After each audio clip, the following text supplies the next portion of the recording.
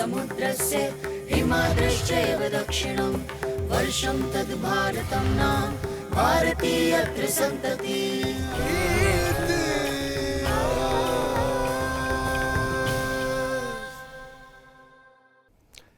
Namaste. Welcome to today's episode of Itihasa. Today Itihasa reaches a threshold because it is the 25th episode to be aired. And befitting this 25th episode, we are going to talk about an issue that should concern all of us as citizens. We are going to talk about the theft of our heritage. Our heritage is part of our Itihasa. Some of that is intangible, some of it is tangible in the form of manuscripts, in the form of coins, and in the form of idols.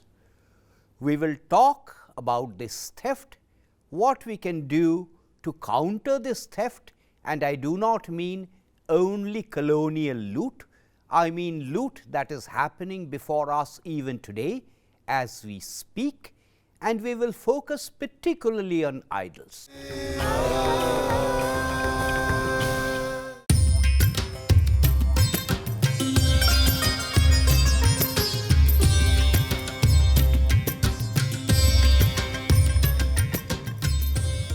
Bharat ऐतिहासिक पुरातात्विक धरोहरों का खजाना, अद्भुत वास्तुकला और शिल्पकला का देश, अनमोल सांस्कृतिक विरासतों की धरती। कभी सोने की चिड़िया कहा जाने वाला भारत, जिसका वैभव दुनिया भर के आकर्षण का केंद्र था। विदेशी आक्रांताओं ने हमारी समृद्धि को तो नुकसान पहुंचाया ही, हमारी कला, हमारे साहित्य और बौद्धिक ज्ञान को भी क्षति पहुंचाई। साल दर साल लूट का सिलसिला जारी रहा और दुखद ये है कि ये आज भी जारी है। चोरी का तरीका बदला है। आज ये अंतर्राष्ट्रीय लूट पर्दे के पीछे से हो रही है। आपसी मिली भगत से एक नेटवर्क स्थापित किया गया है। ये नेटवर्क दीमक की तरह भारत को आर्थिक रूप से तो कमजोर कर ही रहा है, यहाँ की सांस्कृतिक नींव को भी हिलाने का प्रयास कर रहा है। भारत से प्राचीन मूर्तियों की चोरी कोई सामान्य स्मगलिंग नहीं, बल्कि अंतर्राष्ट्रीय षड्यंत्र का हिस्सा है। ये षड्यंत्र है यहाँ की आस्था को चोट पहुंचाने का, उस मानसिकता पर चोट करने का जहाँ कण कण में ईश्वर को देखने के चिंतन और दर्शन ने कंकड़ कंकड़ में शंकर को स्थापित किया है। जहाँ पत्थरों को तराश कर कलाकारों ने प्रतिमा बनाई, तो समाज के पुरोधाओं ने उसमें परमात्मा को आकार दिया। उससे भी आगे जाकर इस आस्थावान देश के आध्यात्मिक विभूतियों ने उन मूर्तियों में देवी देवताओं की प्राण प्रतिष्ठा भी कर दी। अस्यै प्राणा प्रतिष्ठन्तु अस्यै प्राणाः चरन्तु च अस्यै देवत्वमरचायै मामहेति च कश्चन। सहस्रस्य प्रतिमासि। हे परमेश्वर, आप सहस्रों की प्रतिमा हैं। मूर्तियों में आस्था शुरू हुई तो प्राचीन कलाकारों से लेकर वैज्ञानिकों ने अपनी पूरी प्रज्ञा और मेधा को समर्पित करके इसका निर्माण किया। इसलिए ये अद्भुत बनी और संसार के तस्करों की नजरें इन पर टिक गईं। उदाहरण के लिए इंग्लैंड के बर्मिंघम संग्रहालय में रखी भगवान बुद्ध की प्रतिमा को देखने से लगता है एक पारदर्शी चादर उनके शरीर पर करीने से रखी हो। इस विलक्षण तकनीक का स्वाद विदेशियों को लग गया। ये बाहरी तौर पर तो भारत को पिछड़े और सपेरों का देश कहते रहे, लेकिन चोरी से असंख्य पांडुलिपियों, दवाओं, वनस्पतियों, अमूल्य सिक्कों और अद्भुत मूर्तियों को उठा ले जाना नहीं भूले। और ये क्रम आज भी जारी है। जिनकी आस्था जुड़ी है, उनके लिए सांस्कृतिक कलाकृतियों या सांस्कृतिक गुणों के इन पहलुओं की कीमत नहीं लगाई जा सकती। फिर भी मूर्तियों और पुरावशेषों का न केवल एक मौद्रिक मूल्य होता है, बल्कि एक आंतरिक और अमूर्त मूल्य भी होता है। फिर देखना यह है कि अंतर्राष्ट्रीय बाजारों में इनका मौद्रिक मूल्य इतना अधिक क्यों है। दरअसल ये अमूर्त मूल्य ही है जो इन मूर्तियों को इतना कीमती बनाता है। निजी संग्रह हो या हाई फाई नीलामी कार्यक्रम हो या फिर किसी म्यूजियम की शान बढ़ानी हो, इन सांस्कृतिक और धार्मिक धरोहरों का नाम सबसे ऊपर है। आज हमारा देश न केवल इन संपत्तियों के मौद्रिक मूल्य से वंचित हो रहा है, बल्कि हमारी सांस्कृतिक विरासत को भी लूटा जा रहा है। और ये लूट सिर्फ यहीं तक सीमित नहीं है। ये और ऐसे अन्य अपराधों जैसे मनी लॉन्ड्रिंग, चोरी की संपत्तियों की तस्करी और हत्या की मानसिकता को भी जन्म देती है। सांस्कृतिक संपत्तियों की चोरी को आमतौर पर एक आर्थिक अपराध के रूप में देखा जाता है, लेकिन भारत जैसे देश में ये केवल एक आर्थिक अपराध मात्र नहीं, ये करोड़ों भारतीयों की आस्था पर प्रहार है। आस्था की इस लूट को रोकने के लिए जागरूकता की जरूरत है। सरकारें, पुलिस अपना काम कर रही हैं। पिछले कुछ साल में भारत ने अपने कूटनीतिक प्रयासों से विभिन्न देशों से चोरी की हुई मूर्तियों को वापस लाने का काम किया है, लेकिन बरसों से देश की जड़ों में बसे इस प्रकार की मानसिकता रखने वाले लोगों और इस तरह के कृत्यों को रोकने के लिए हमें एक सामाजिक और जिम्मेदार प्रहरी की भूमिका निभानी होगी। तभी हम इस अंतर्राष्ट्रीय षड्यंत्र के नेटवर्क की रीढ़ तोड़ सकते हैं। Today as a guest, I am joined by Mr. Vijay Kumar. Who is Mr. Vijay Kumar? Mr. Vijay Kumar is a professional. But I am not going to introduce him professionally. For today's purposes, he is just a public-spirited citizen who has taken the duties that devolve on all of us as citizens to protect the heritage, India's heritage, seriously. He has been responsible indirectly, directly for the return of many of the idols you hear about and read about after 2014. He is the spirit behind the India Pride project. Welcome, Vijay Kumar. Thanks a lot, and thanks for giving this opportunity to talk about this much not spoken subject. Give us some idea of the magnitude of the return since 2014. People see pictures. So, compared to the period before that, how many of these idols have been returned, roughly? I think a lot of people have seen this in movies and films about Murti Chor, but not many realize the scope and what was India's lackadaisical approach earlier. And these are not my numbers. There was a CAG report of 2013, not the CAG report, but another CAG report of 2013 that talks about India brought back 19 antiquities from 1970 to 2000, and from 2000 to 2012 it was 0. 2013 this report came out, and even though we have been active in this domain from 2006, we got some traction, and we have now crossed over 300 physically in India and returning to India. But I would still say we are scratching the surface, because other countries who started this race together with us in 1970, this 1970 is like a restart of the race, because the UN statuette, the Convention for Protection of Cultural Property that came in. Italy, for example, started the race with us, and they have recovered close to 128,000 objects. A much smaller, much challenged state like Cambodia, I was there last week, they started this in 2003 to actively go after stolen, and they've crossed 1,000. So I still feel that, yeah, we have made a change, but I think we are losing much more than we have recovered. My estimate is we are losing at least 10,000 major works of art every decade. And to put why I say this number, the villain of my book, Subhash Kapoor, Yes. his warehouse was raided in America in 2012 in what is now called Operation Stolen Idol, Hidden Idol. 2,622 artifacts were found in 14 storage locations just in New York. That was his holding stock, and they were valued at 850 crore rupees. And this was unsold stock just in storage in known. We are still finding new storage locations. And he was in business for 35 years, and he was a small-time dealer. This was just one individual, and the book in question is something called The Idol Thief. That's right. Tell us a little bit about how Subhash Kapoor operated, because that will give us an idea of how the market works in general. True. So Kapoor was an Indian origin person, and in fact it was his family business. In 1972, there was a idol theft complaint against his father when they were still Indian citizens. But the wheels of justice took time. In 1994, by the time the case came up to court, they had migrated to America, got US passports. So it was his family business. But he used to come to India. He used to go on site visits and site trips, along with not just he, it was the practice where auction houses in Europe, dealers used to come to India on recce trips. They were accompanied by smugglers and quite often some of our own soul scholars who used to take them and show them, and they used to pick the best of Indian art.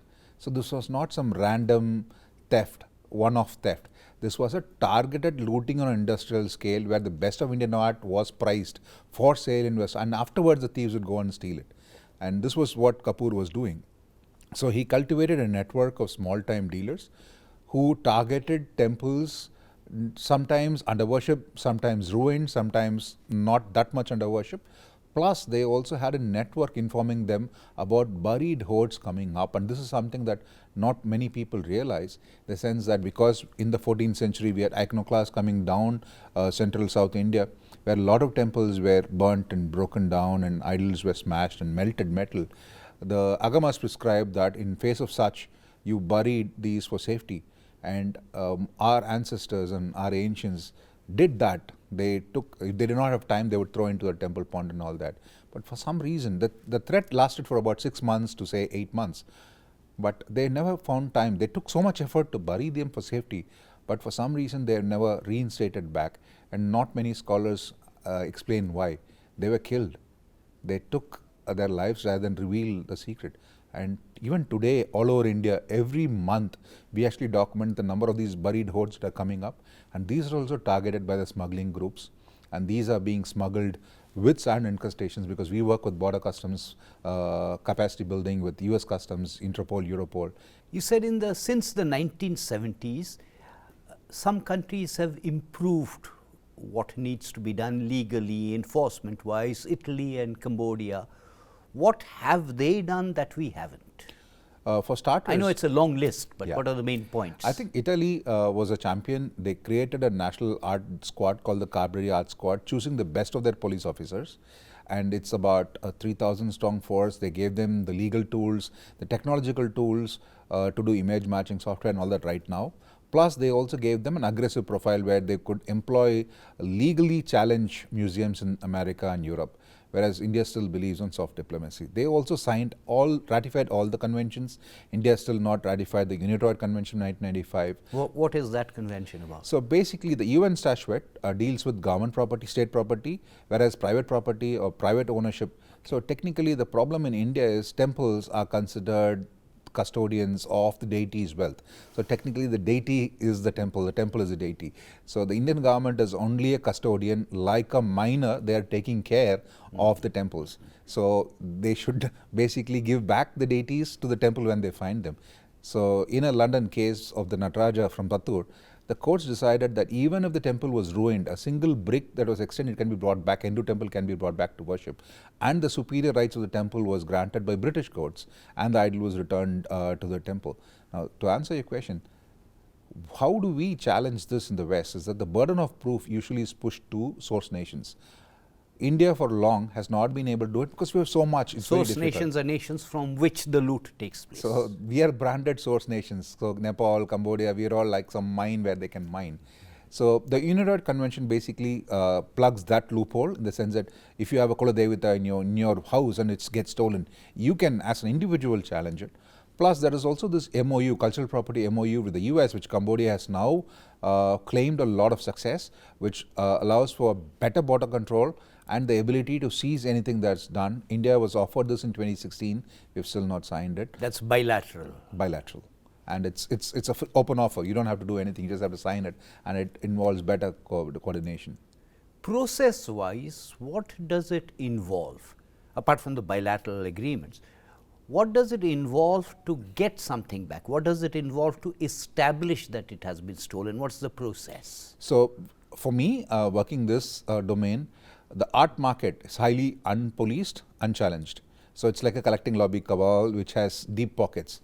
So, they fence artifacts. So, fencing artifacts in our terminology means they hide it in free ports and storage locations for decades. So, we have had cases where for 30 years an object is fenced and then it's brought out, basically with an idea till public memory fades of the theft.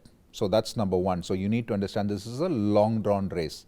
The second thing is they tend to give it a fake provenance. When a museum buys it, they have like a title paper. Explain for the viewer what provenance is. Yeah. Provenance is like your title deed of your house, which shows who the past owners are.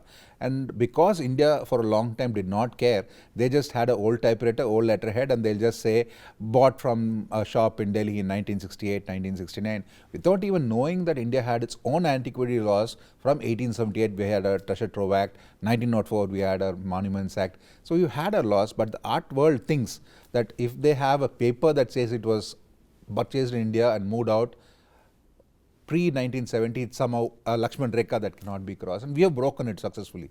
We have got back murtis that were stolen in the 1960s, effectively proving that the fake paperwork, and also the fact that even if you have paperwork that shows it was bought, you have to show it was legitimately exported out of India, because India in 1947 to 1970, which is the grey years, had a system where you could apply for an export permit.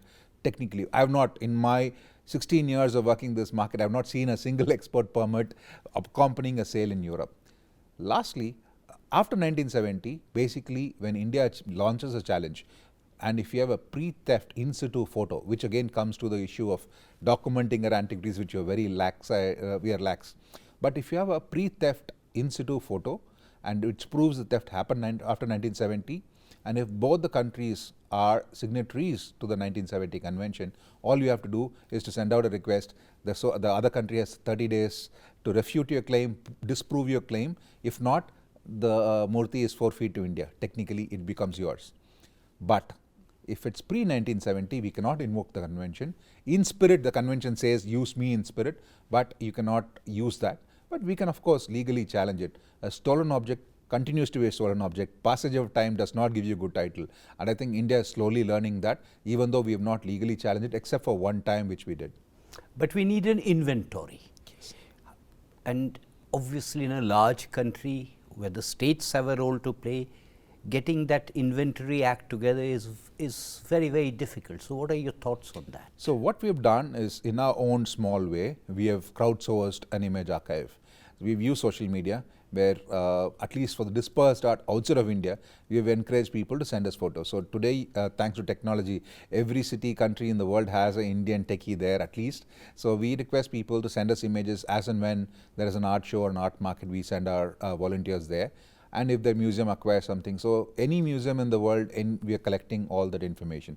Even within India, I think we can easily do a crowdsourcing, wherein if we have a national portal, if you're going to do it, ask the government to do it. But at some point, this also boils down to enforcement. So therefore, it boils down to the police, in particular, the idle department or whatever it is called in the respective state. And it also boils down to customs, the border, because it would have to be taken out. So what are the problems there? Yeah, one is, we know this is not a Tamil Nadu centric problem. It's a pan-India, pan-global problem, and India has a lot of states where there is dispersed cultural heritage still to be excavated. And I would say in 1985, Tamil Nadu took the step to form the idle wing, which is due credit to them. Kerala started one, but they have two people there called the Temple Protection Force. Karnataka announced it 2 years ago, an idle wing. We have written to them and spoken to them. They have not gotten back to us for 2 years. I think we need a national art crime squad like Italy. Number two, we don't have a law for heritage crimes. The only section in which we go and prosecute criminals are Section 380, which is basically housebreaking theft. And sadly, in my home state of Tamil Nadu, there is a state amendment in 1993 that basically halves the sentence if you steal from a temple. So in Tamil Nadu, you steal from a house, it's 7 years. You steal from a temple, it's 3.5 years. And that amendment still stands. We also go under the Customs Act. But then in Customs Act, you are worried with customs, and then DRI, which is basically coming from customs cadre. And we've always seen that from my experience, I'm not a trained historian, but I've studied this market. We have seen bronzes and stone with fresh cut marks, fresh sand, incrustations, clearly showing it's off the ground, for example. I understand a new deity or an old deity must be difficult, but when you see something that's got sand marks in it, cut marks, freshly cut for transport, they do it because they don't want to pack a huge 8-foot sculpture. They deliberately cut it into parts and send it to London and have it stuck back, restored back.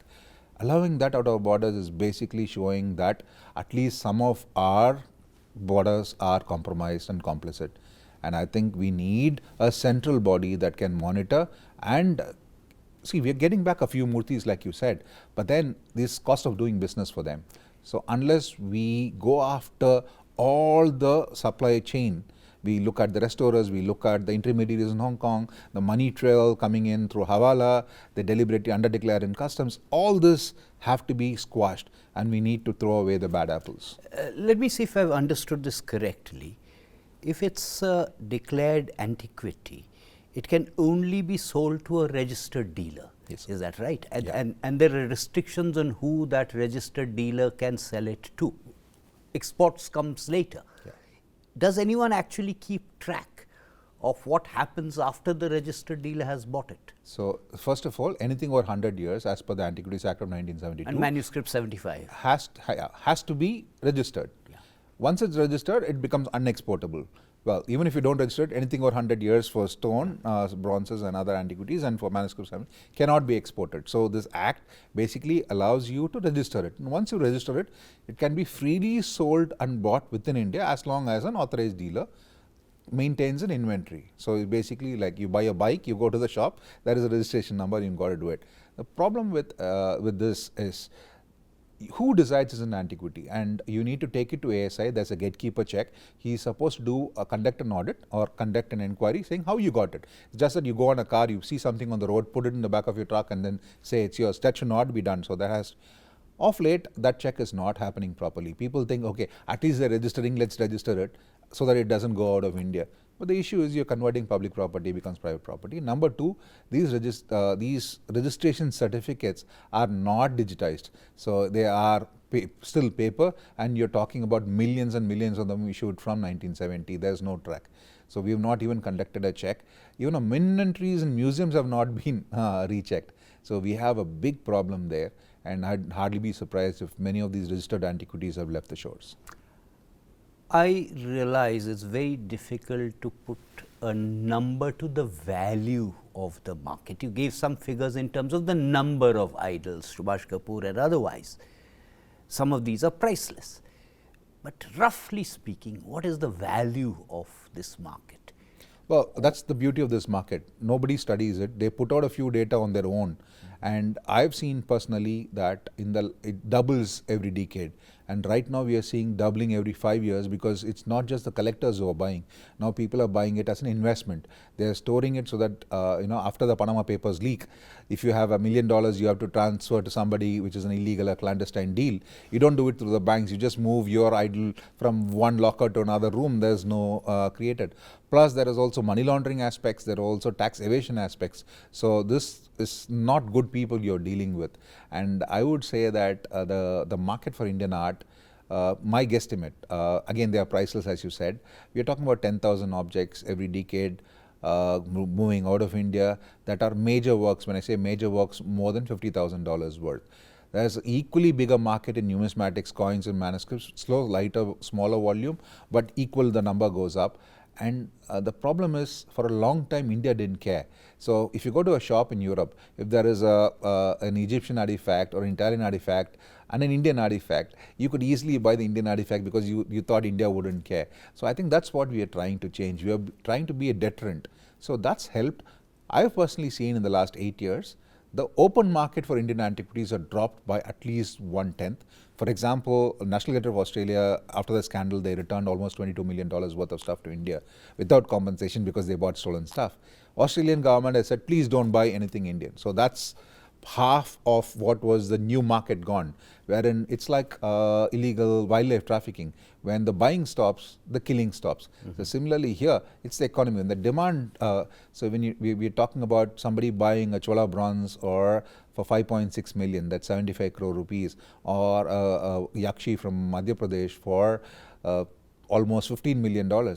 You cannot stop it by acts in India. You need to kill the market, and for that India has to enforce its rights.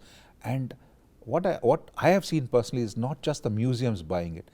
These dealers and collectors who are buying it, and I have seen how our precious murtis are lining their swimming pools, bedrooms, garden furniture. They use as garden furniture, and that's to see them being openly auctioned. People in a cocktail party where our murtis are paraded, people drinking and posing with champagne bottles, champagne glasses in front. It really pained me. And to convert our priceless gods into commodities is something that hurt me a lot. And that's why I called my project the India Pride Project, restoring India's pride one artifact at a time. Globally, there has been a movement against drugs, against money laundering.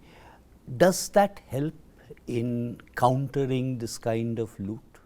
I think the first thing that happened in this case was the US government realizing that the same pipelines that brought antiquities from India was also bringing antiquities from Afghanistan, Taliban, and also Desh control areas. And Desh was actually profiting from sale of antiquity, digging licenses. And that's where their attitude changed from 2007. They started more aggressive stand. So I think, yes, tougher policing, especially on the money laundering crime with Russia involved. I think a lot of things have opened up where the US is coming with stricter banking secrecy regulations, KYC norms in America. EU is following. But after Brexit, the UK is going to go out of that ruling in 2 years' time. So this art market can move anywhere. Today it's on the cloud. So if not America, Europe. If not Europe, they went back to America. Now America is good, they might go to Europe, UK. So I think from our own side, I think we need to be prepared, better prepared to handle this. And people have to realize that this is not some innocent crime. We've had people murdered for this. We've had a guy who's been missing in a museum. A whistleblower has gone missing for 4 years. We've got custodians being killed. We've got jewelers being killed. So this is not a faceless crime. We've got watchmen being killed of temples and all that. So I think India has to realize that there's a lot of money in this, and the penalties are lax. You get hardly a 3,000 rupee fine, and if you succeed, you make $1 million. So it's a potent disaster. Vijay Kumar, thank you very much for educating viewers and all citizens, not only through this episode, also through the India Pride Project, on what is important for all of us to protect and preserve. So the message to all of us as citizens is, please join in, please chip in to protect our heritage, our legacy, our Itihasa, our idols, our manuscripts, our coins, everything that is also intangible in the nature of cultural heritage. Yes. Namaste. Thank you. In the next episode, we will be in the middle of Navaratri. Navaratri in the eastern parts of the country, and particularly in Bengal, signifies Durga Puja.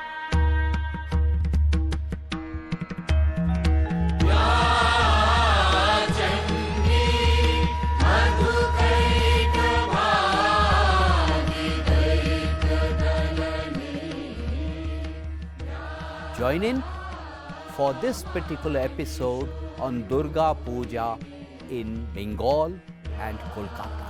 देखते रहिए इतिहास सिर्फ संसद TV.